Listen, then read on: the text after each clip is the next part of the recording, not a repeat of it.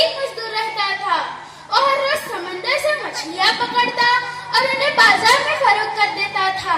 इन्हीं मछलियों की आमदनी से उसके बीवी बच्चों का गुजारा होता था। एक दिन उसके कुछ दोस्तों ने उसे बताया कि टोक्यो में बहुत बड़ी नुमाइश लगने वाली है। कुकीचो ने दिल ही दिल में वहां जाने का फैसला किया और कई हफ्ते पहले से इसकी तैयारी शुरू कर दी। वो हर शाम अपनी आमदनी में से कुछ पैसे इस नुमाइश के लिए बचा कर रखने लगा। इस तरह इसके पास अच्छी खासी रकम जमा हो गई। नुमाइश का दिन करीब आया तो कुकीचो बड़ी बेचैनी से टोक्यो पहुंचा। वहां की भीड़ भाड़ को देखकर वह हैरान रह गया। नुमाइश का मंजर ही अजीब था। सारी दुकानें बल्ब की रोशनी से जगमगा रही थी। बच्चे बड़े शौक से खुशी खुशी झूले में झूल रहे थे। बसाती तरह तरह के रंगीन खिलौने बेच रहे थे। कुकीचो को नुमाइश की सारी रौनक और चहल पहल बहुत अच्छी लगी। अचानक उसकी नजर एक जौहरी की दुकान पर पड़ी। वहां उसने देखा कि जौहरी एक निहायत खूबसूरत मोती बेच रहा है और इन्हें खरीदने के लिए लोग अपना पैसा पानी की तरह बहा रहे हैं। वो सोचने लगा, मछलियों के मानीते मोती भी तो समंदर ही में होते हैं। अगर मैं इन मोतियों को बेचूंगा तो खूब दौलत कमा सकता हूँ। उसने उसी वक्त फैसला किया कि वो भी उन मोतियों का कारोबार करेगा। घर वापस आते हुए वो अपनी बीवी से बोला, मैं कल से मछलियाँ नहीं पकड़ूंगा। फिर क्या करोगे? उसकी बीवी इसे सवालिया निगाहों से देखने लगी। मोतियों की तिजारत। और उसके सवाल का जवाब देते हुए बोला। उसकी बीवी ने उसे बहुत समझाया और कहा कि मोती इतने आसानी से नहीं मिलते हैं। सैकड़ों हजारों सिपों में से एक आध सिप में ही मोती होता है। इसे पाने के लिए समंदर की गहरी तह में जाना पड़ता है। लेकिन कुकीचो ने उसकी एक न सुनी। उसने मछलियां पकड़ना बंद कर दी। वो हर रोज समंदर के किनारे जाता, मछली सिपों को इकट्ठा करता और उन्हें एक एक करके तोड़ता। मोतियों की धुन में उसे अपने खाने पीने तक की परवाह न थी। अक्सर उसकी बीवी उसे खाने के वक्त का एहसास दिलाती थी। कुछ ही दिनों में यह खबर जंगल की आग की तरह फैलती गई कि कुकीचो पागल हो गया है। वो जिधर जाता लोग उसका मजाक उड़ाते और कहते, अरे अरे वो देखो पागल कुकीचो जा रहा है जो मोतियों का ताजिर बनने वाला है। और इन सारे जुमलों को अनसुना कर देता। उसके घर में फाके होने लगे।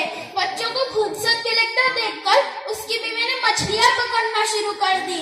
वो हर रोज सुबह सवेरे उठती, नाश्ता तैयार करके अपने शोहर और बच्चों को खिलाती और खुद खाकर मछलियां पकड़ने के लिए निकल खड़ी होती। कुछ साल यूं ही बीत गए। कुकीचो मोतियों की धुन में सब कुछ भूल गया। वो जानना चाहता था कि हर सीप में से मोती क्यों नहीं निकलता। सीप एक छोटा सा घर होता है जिसके अंदर एक छोटा सा कीड़ा रहता है। सीप की बनावट कुछ इस तरह की होती है कि इसके अंदर हवा, पानी या रेत कुछ भी दाखिल नहीं हो पाती। मगर ये किस तरह मालूम करे कि मोती कैसे बनता है?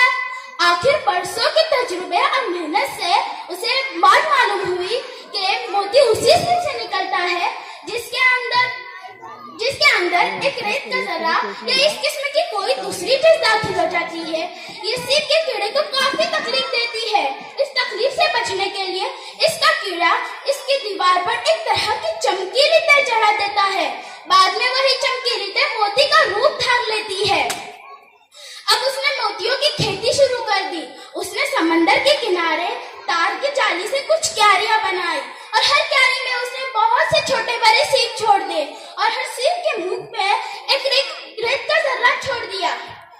क्यारियों का कुछ हिस्सा पानी के अंदर था और कुछ पानी के बाहर। वो सुबह सवेरे उनकी हिफाजत करता, उन्हें समंदर के कीड़ों से बचाता, आंधी और तूफान से उनकी हिफाजत करता था। जब लोग उससे पूछते कुकीचो क्या कर रहे हो तो वो जवाब देता, अरे क्या करूं, मोतियों की फसल उगा रहा हूँ। भले पागल हो गए, मोतियों की भी कोई फसल होती है। उन सारे जुमलों को खामोशी से सुनता रहता और दिल ही दिल में कहता, देख लेना एक ना एक रोज तुम्हें अपने इस बर्ताव पे पछताना पड़ेगा। वक्त गुजरता गया। कई महीने बाद कुकीचो ने क्यारियों के इन सीपों को तोड़ना शुरू किया। वो अपने तजुर्बे में कामयाब रहा। काफी सीपों से छोटे बड़े मोती निकले। कुकीचो खुशी से पागल हो उठा।